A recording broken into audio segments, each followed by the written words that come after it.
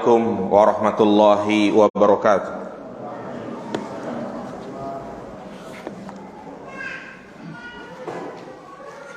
Innal hamdalillah nahmaduhu wa nasta'inuhu wa nastaghfiruh wa na'udzu billahi min shururi anfusina wa min sayyiati a'malina may yahdihillahu fala mudilla lahu wa may yudlil fala hadiya lahu. Asyhadu an la ilaha illallah wahdahu la syarika lahu wa asyhadu anna Muhammadan abduhu wa rasuluhu la nabiyya ba'dah. Allahumma salli ala Muhammad wa ala ali Muhammad. Amma ba'du, ayyuhal ikhwah, a'azzani Allahu wa iyyakum jami'an.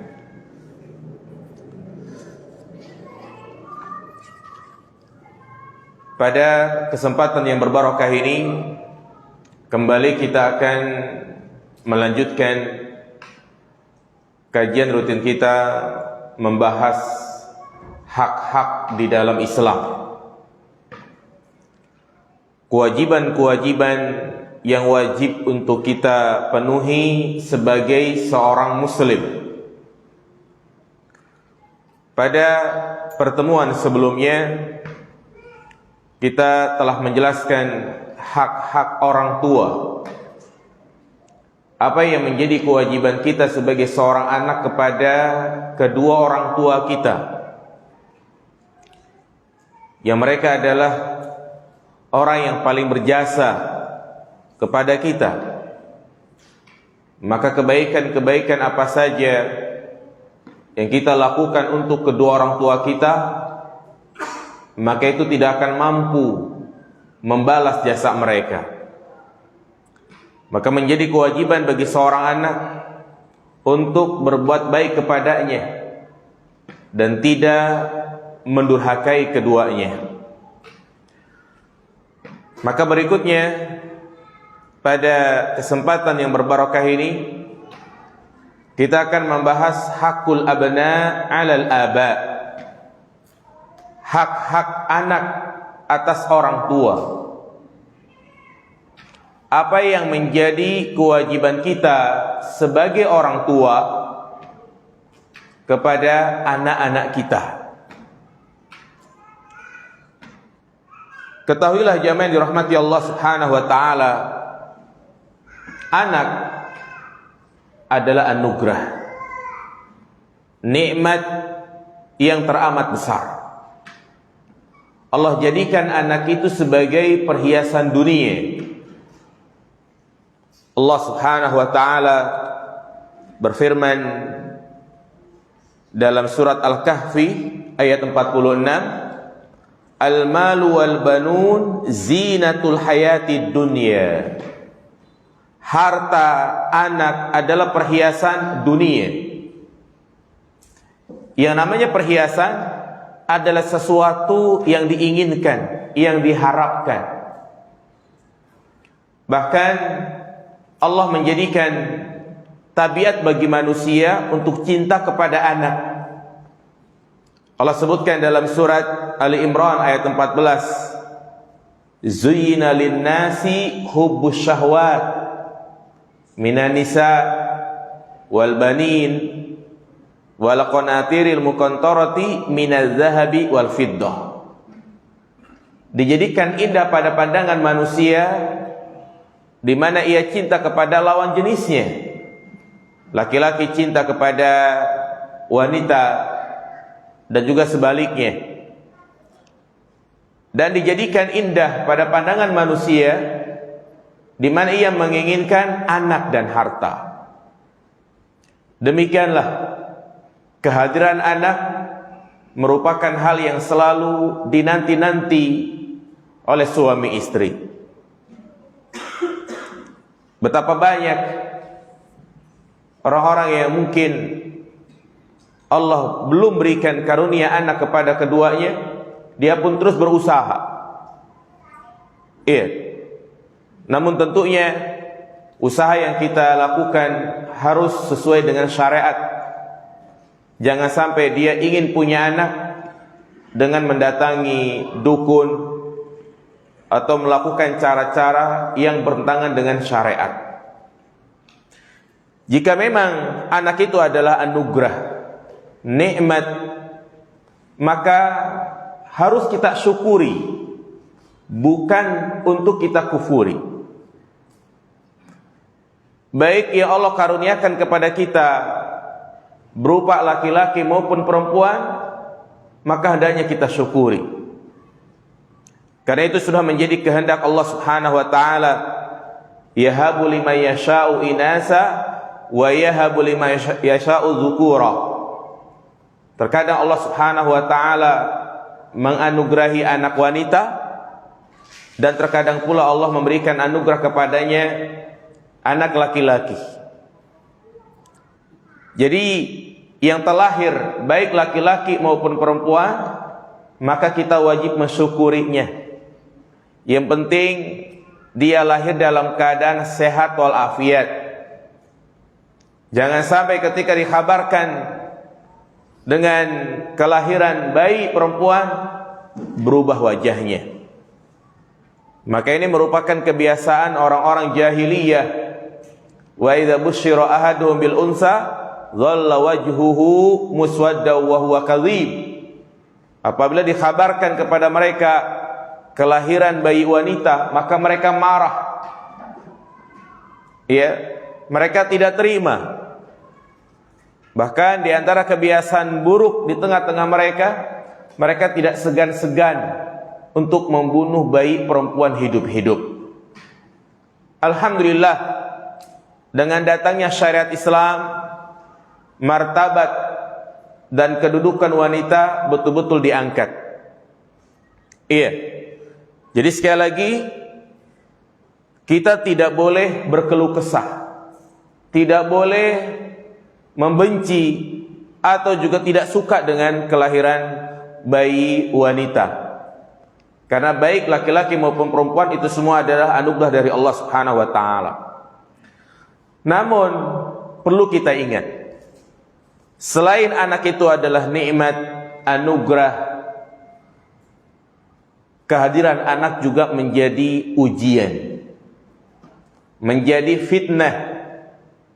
Sebagaimana Allah Subhanahu wa taala sebutkan di dalam surat At-Taghabun ayat 15. I'lamu annal aulada fitnatun kama qala Rabbul Izzah, innama amwalukum wa auladukum fitnah. Bahwasanya harta kalian dan anak kalian adalah ujian. Wallahu indahu ajrun azim, dan di sisi Allah pahala yang besar.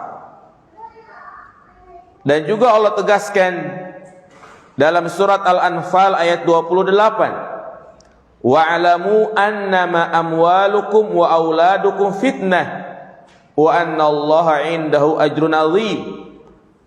Ketahuilah bahwasanya harta kalian dan anak kalian adalah ujian, dan sesungguhnya di sisi Allah Subhanahu wa taala pahala yang besar. Iya. Jadi selain anugerah, anak adalah fitnah, ujian. Apa maksudnya anak itu sebagai ujian? yakni Allah Subhanahu wa taala memberikan ujian kepada kita. Karena pada hakikatnya Allah memberikan ujian kepada kita dari dua arah. Yang pertama dengan kesenangan-kesenangan, kenikmatan-kenikmatan yang kita rasakan. Yang kedua dengan kesengsaraan, yang mana apabila kita mendapatkan kenikmatan, kita dituntut untuk bersyukur. Kalau kita mendapatkan suatu hal yang menyusahkan diri kita, kita dituntut untuk apa? Bersabar. Nah, makanya anak ini sebagai ujian, bagaimana kita menyikapi kehadirannya. Kalau dengan kehadiran anak justru membuat kita lalai dari mengingat Allah Subhanahu wa taala, ya, atau justru anak tersebut membuat orang tuanya bermasalah, maka ya ini akan menghantarkan orang tuanya ke dalam neraka. Maka disebutkan dalam sebuah riwayat, ada seorang anak yang masuk neraka, dia pun menyeret kedua orang tuanya karena tidak dididik dengan pendidikan yang benar.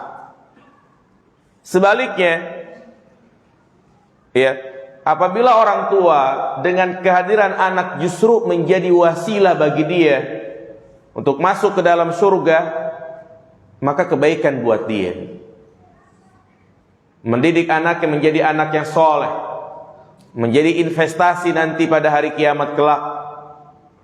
Sebagaimana Rasulullah SAW mengatakan, "Idza matal insan in qata'a amaluh." Apabila seorang meninggal maka terputuslah amalnya, kecuali 3 perkara. Di antaranya adalah awwaladin sholihin yad'ulah, anak soleh yang mendoakan kedua orang tuanya. Dan juga disebutkan dalam hadis yang sahih, di mana ada orang tua yang sudah masuk ke dalam surga, kemudian derajatnya naik, kemudian orang tua ini pun bertanya-tanya, dari mana ini? Anna lihadih. Kemudian Allah mengatakan, listighfari waladika lak. Ya, karena sebab istighfar, yaitu permohonan ampun dari anakmu untukmu. Ya, inilah anak yang menjadi aset bagi orang tua. Nah, maka dari sini dapat kita pahami bahwasanya kewajiban kita sebagai orang tua tidak hanya sekedar memberikan nafkah lahir dan batin, bukan hanya sekedar ya memberikan makan, tempat tinggal, bukan hanya itu. Tetapi kewajiban kita sebagai orang tua, ima sebagai seorang suami atau ayah, adalah menjaga keluarga kita dari api neraka. Itulah yang menjadi kewajiban kita yang paling penting.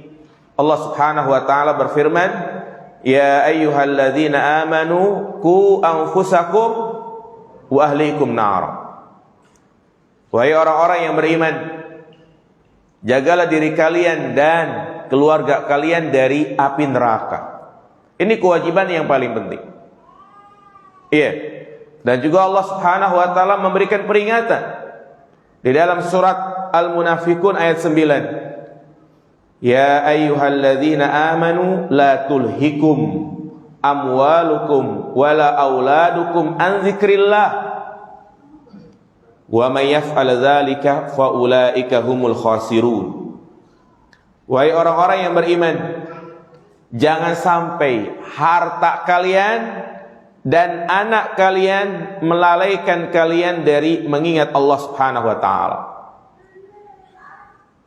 Barang siapa yang melakukan hal tersebut, fa ulaika humul khasirun, maka mereka adalah orang-orang yang merugi.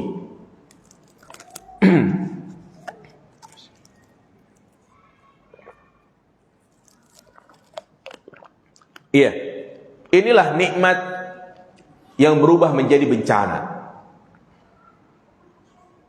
Makanya, ya jangankan di akhirat, di dunia saja kadang anak itu menjadi ujian besar bagi orang tuanya.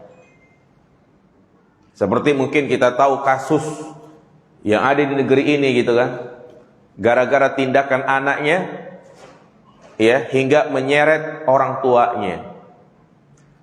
Maka sebagai orang tua hendaknya harus betul-betul memperhatikan apa yang menjadi kewajiban mereka, apa yang menjadi kewajiban kita kepada mereka.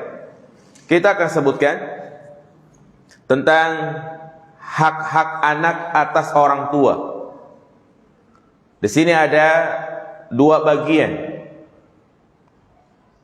Yang pertama, sebelum mereka ada di dunia ini, dan yang kedua setelah mereka terlahir di dunia ini. Amma hukukul abna 'alal aba qabla wujudihim. Adapun hak-hak anak atas orang tua sebelum mereka ada, apa yang pertama? Annahu yajibu 'ala zawji in arada ay yatazawwaja ay yabhasa 'ani zawjati shalihah at-taqiyah allati takunu umman li abna'ih wa an tahtara al-mar'atu ar-rajul as-shalih al-mu'min at-taqi liyakuna abban li auladiha fal abu shalih yu'assiru fi tarbiyatil aulad. Yang pertama, wajib bagi laki-laki apabila dia hendak menikah, maka carilah wanita yang solehah, yang bertakwa, karena dia akan menjadi seorang ibu bagi anak-anaknya. Demikian pula seorang wanita apabila dia hendak menikah, maka pastikan calon suaminya itu adalah orang yang bertakwa, yang agamanya bagus, akidahnya, manhajnya, akhlaknya, ibadahnya bagus. Kenapa? Karena dia akan menjadi seorang ayah di dalam mendidik anak-anaknya. Iya. Jadi ini hal yang sangat penting ya mas kalian, khususnya bagi yang belum menikah, yang masih jomblo, untuk memilah dan memilih calon pendamping hidupnya. Karena tentunya berumah tangga ya bukan setahun 2 tahun, tetapi seumur hidup. Nah, makanya Allah Subhanahu wa taala menyuruh kita di dalam Al-Qur'an, di antaranya Allah mengatakan fankihu ma taubalakum minan nisa, nikahilah wanita yang baik bagi kalian. Ya. Demikian pula Allah Subhanahu wa taala memberikan parameter kesolehan seseorang dengan ketakwaan. Dalam surat Al-Hujurat ayat 13, inna akramakum indallahi atqakum. Sesungguhnya orang yang paling mulia di antara kalian di sisi Allah adalah orang yang paling bertakwa. Demikian pula Allah sebutkan dalam surat An-Nisa ayat 34, fas-solihatu qanitatun hafidhatun lil ghaibi bima hafidhallah. Siapakah wanita yang soleha itu? Qanitat. Mereka adalah orang-orang yang taat, menjalankan kewajiban dia sebagai seorang muslimah, ya, menjaga dirinya, menutup aurat, tidak sembarangan dalam bergaul, ya, lebih betah di rumah. Karena memang demikian tabiat dasar yang Allah tetapkan bagi wanita, agar dia ya tinggal di rumah. Wa qarna fi buyutikunna. Naam, hafidhatun lil ghaibi bima hafidhallah. yakni mereka yang menjaga, yakni menjaga dirinya ketika suaminya itu tidak ada di rumah. Ya.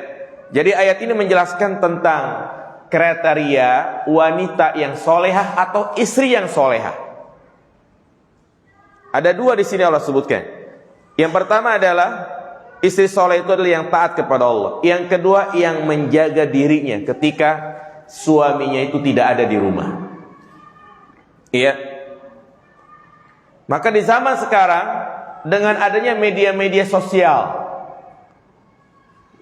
wanita soleha adalah yang tidak memamerkan kecantikannya, yang tidak menampakkan auratnya, yang dia hanya peruntukkan kepada suaminya saja. Karena di zaman sekarang ini banyak wanita-wanita yang mengumbar auratnya di media sosial, di Facebook, di IG, ya kan? Maka mereka seperti itu bukan termasuk wanita solehah, jamaah sekalian. Allah yang mengatakan seperti itu. Nah, jadi ini yang harus dikedepankan, diutamakan. mencari pasangan yang soleh ataupun solehah. Adapun kecantikan, kegantengan, kemapanan, itu adalah nomor yang kedua atau yang ketiga. Ya, jangan sampai seseorang hanya memilih cantiknya saja, tetapi ternyata dia bukan orang yang solehah.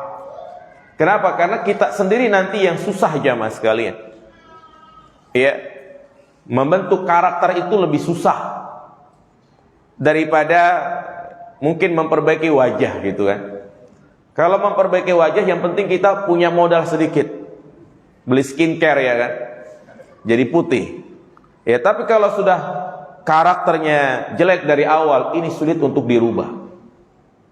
Betapa banyak ya rumah tangga yang hancur karena gara-gara pasangannya tidak soleh dan soleha. Ya, makanya Nabi mengatakan tunkahul mar'atu li arba', wanita itu dinikahi karena 4 hal. 5 liha karena hartanya, wali hasabiha karena keturunannya, wali jamaliha karena kecantikannya, wali diniha karena agamanya. Dan kadang kita nggak mungkin untuk mendapatkan 4-empatnya. Ya, makanya Nabi mengatakan fazfar bidzati din taribat yada. Maka yang engkau dahulukan adalah apa? Agamanya. Agamanya. Ya. Apa kata Nabi SAW? Ad-dunya mata' wa khairu mata'iha al-mar'atus solehah. Dunia itu adalah perhiasan, dan sebaik-baik perhiasan dunia adalah wanita yang solehah.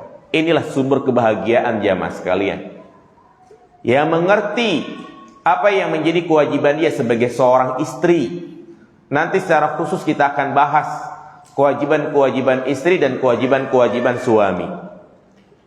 Apa kata Nabi SAW? Arba'un minas sa'adah. Ada 4 hal yang membuat orang itu hidupnya bahagia. Apa diantaranya? Al-mar'atus solehah, wanita yang solehah. Nabi tidak mengatakan al-mar'atul jamilah, wanita yang cantik. Kenapa? Karena percuma cantik tapi kalau kerjanya ngabisin duit terus. Iya. Percuma cantik tapi selingkuh. Percuma cantik tetapi tidak bisa melayani suaminya. Nah, jadi ini yang pertama. Sebelum menikah, sebelum kehadiran anak, karena kan tujuan kita menikah adalah untuk memperoleh keturunan. Jadi cari pasangan yang soleh dan soleha. Wa min hakil abna ala abaihim qabla wujudihim idza arada zawj ayati zawjatahu ayata'awadza billahi minasyaitonir rajim. Termasuk juga hak anak atas orang tuanya sebelum mereka ada, apabila suami istri hendak berhubungan, hendak berjima, maka hendaknya dia berlindung kepada Allah dari syaitan yang terkutuk. Apa di antara doa yang diajarkan oleh Nabi? Lau anna ahadakum hina yati ahlahu qal bismillahi Allahumma jannibna syaitan wa jannibna syaitana ma razaqtana fa ulida bainahuma walad lam yadurhu syaitanu abada.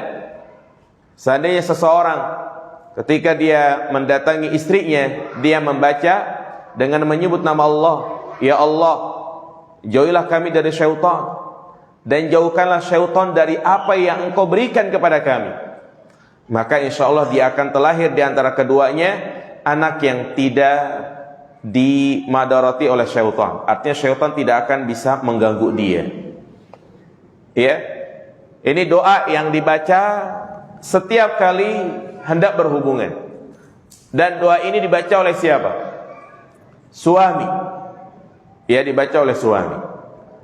Nah, salisan, kemudian yang ketiga, wa min hakil abna 'alal aba qabla wujudihim ay yabta'idu an tadkhin,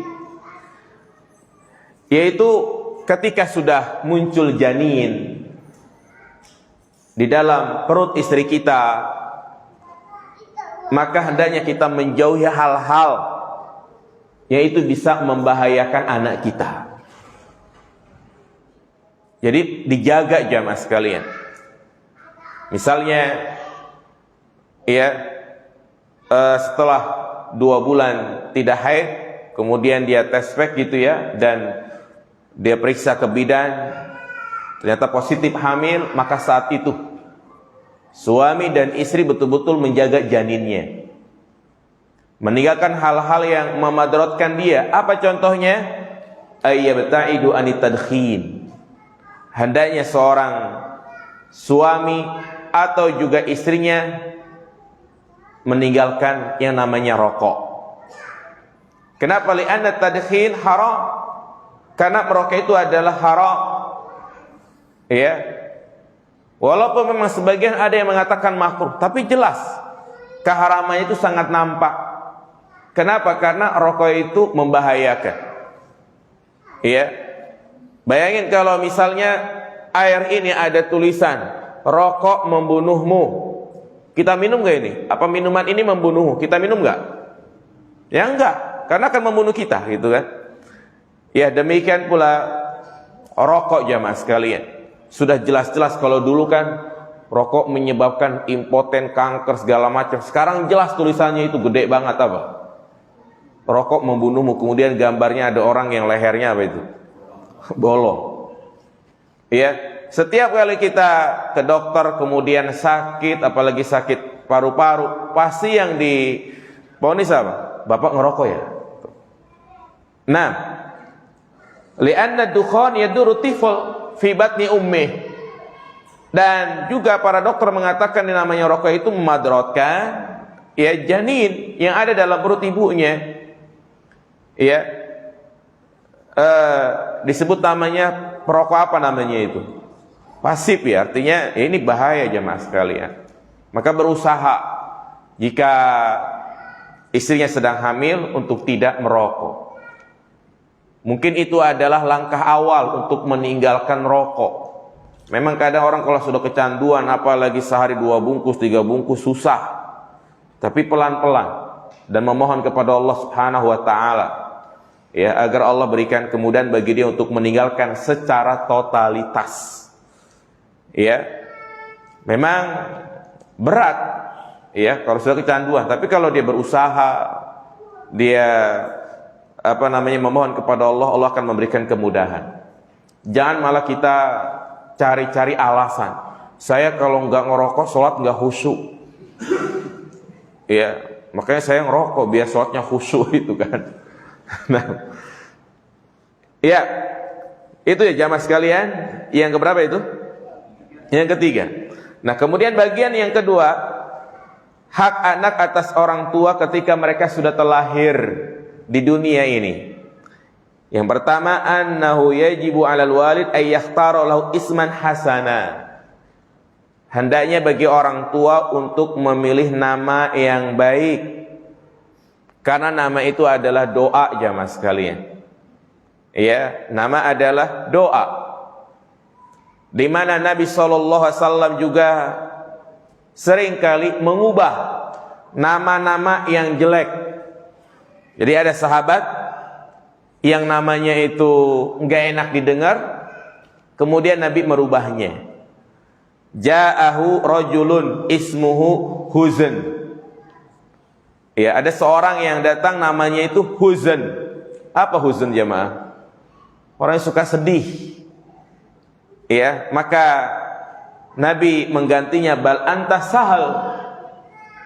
Engkau itu adalah orang yang sahal. Sahal itu artinya apa? Mudah. Jadi jangan namain anak itu asal bagusnya doang gitu kan. Kadang pasti jamaah sekalian orang tua itu mencari nama yang beda sama nama-nama sekampung ya kan. Bener kan? Cari di Google, wah ini udah ada nih. Apalagi nama Iwan. Ya kan? Ya cari yang yang gak ada di Simpruk misalnya. Wasrun misalnya kan. Oh ada ya? Oh udah ada ya?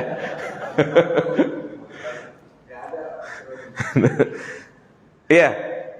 Jadi kadang panggilan itu menarik gitu ya. Siapa namanya?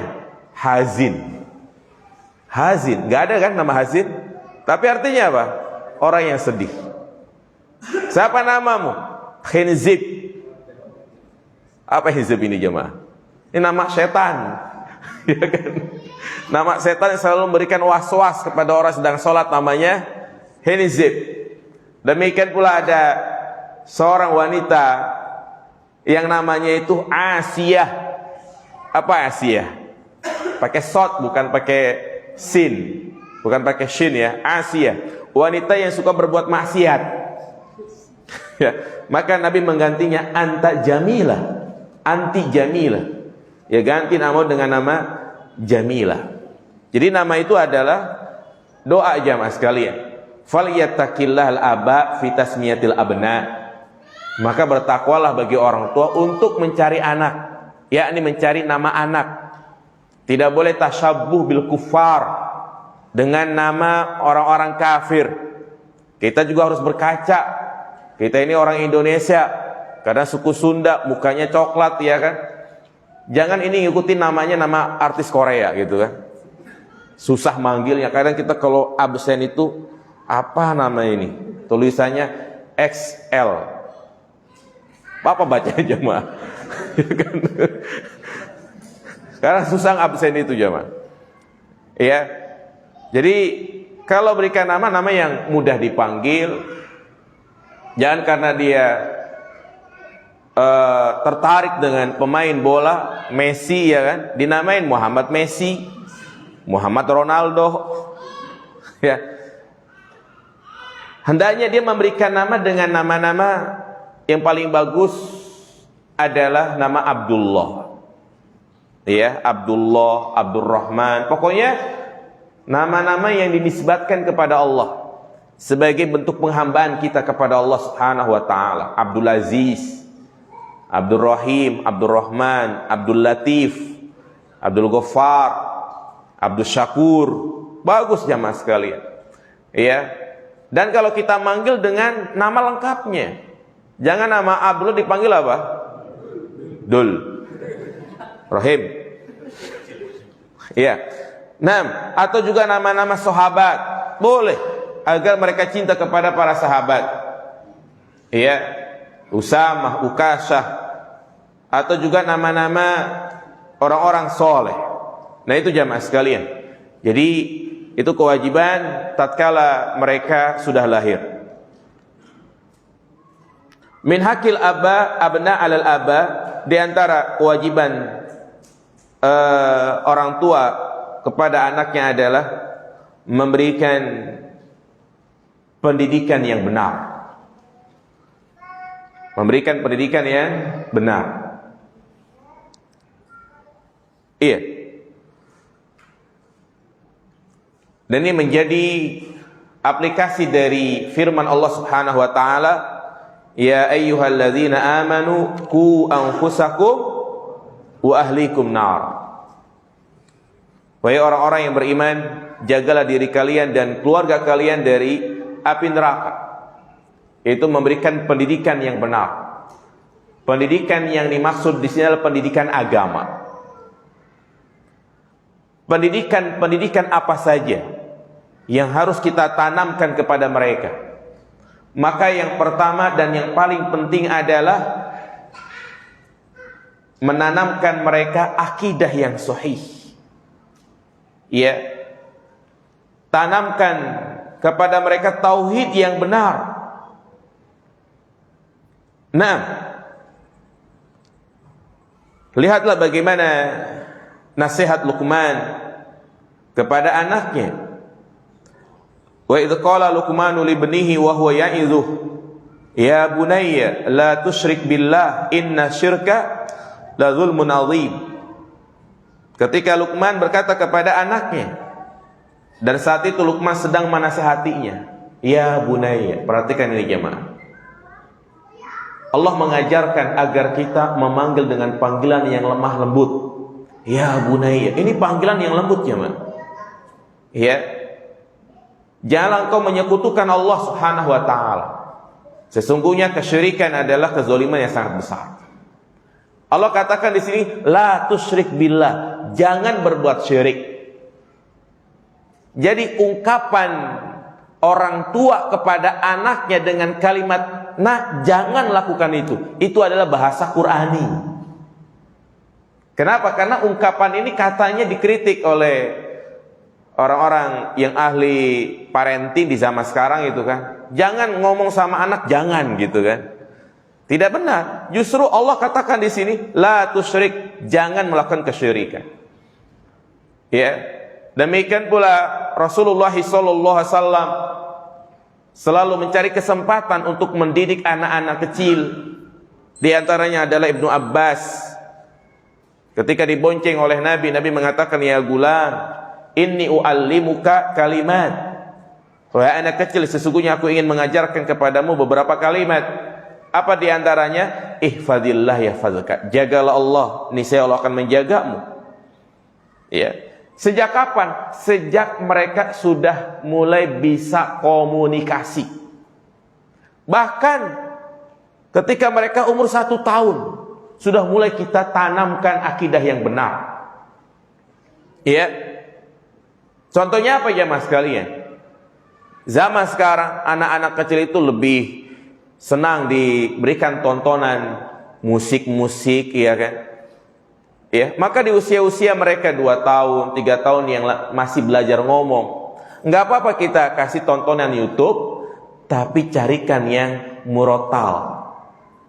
Kadang kan ada itu kan, ya apa namanya, film misalnya Tayo begitu, tapi bunyi apa? Murotal. Jadi jangan sejak kecil mereka sudah diperdengarkan musik. Kemudian juga, ya. Selain kita mengajarkan adab, ya sejak mereka usia 4-3 tahun, selalu tanamkan, nah ini makanan, ini semuanya bukan semata-mata dari ayah, tapi ini semua adalah pemberian dari Allah Subhanahu wa ta'ala. Ya, kalau kau minta sama yang di atas, yaitu Allah Subhanahu wa ta'ala. Ini terus berulang-ulang, sampaikan. Jangan bosan-bosan. Yang namanya anak kecil terus seperti itu jamaah. Ya, dan jangan malah kita takut-takutin, mendangkalkan akidahnya. Nak, jangan keluar, nanti ada pocong. Ini mendangkalkan akidahnya. Baik, nanti kita lanjutkan pada sholat Isya.